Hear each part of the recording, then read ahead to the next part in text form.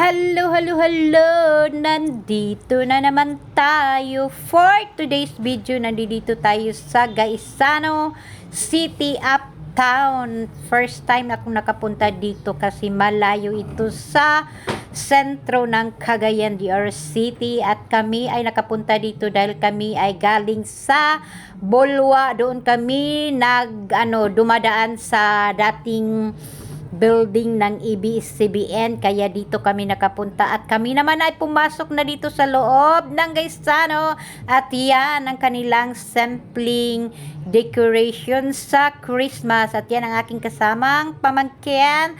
Dito kami, bababa na kami kasi dito kami magpapapicture sa may first floor kasi ang daming decoration sa Christmas tree, dalawang reindeers at saka may isang malaking Christmas tree. Pasko na talaga.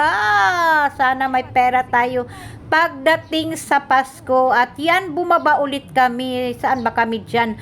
Galing kami sa may second floor pala. At yan, yan ang sampling mga stars. Makikita mo. At dyan sa may first floor nila ay nakahilera ang madaming mga Christmas na decor. At yan dito tayo sa may Santa Claus kasi ang ganda. Pa-picture na tayo kasi para may naman tayo pang post para sa Christmas. Advance lang ito. Yan, tatabihan natin ang Santa dyan. Hello Santa Claus.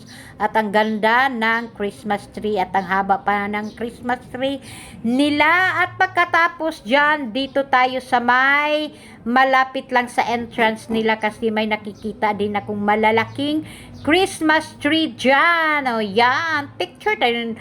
Magpa-picture ta, wala na tayo laing buhaton taon sa pamay atong buhaton diri nga mauram ni atong toyo magpa-picture para may mga pang reels naman tayo dyan. At dito sa may ibaba nila madami kasing kainan dito kaya ito bumibili kami ng ganito At pagkatapos lumabas na kami, nagabihan kami paglabas sa Gaisano at ito ang makikita mo sa labas, papunta na kami sa Kugon. So grabe ang traffic.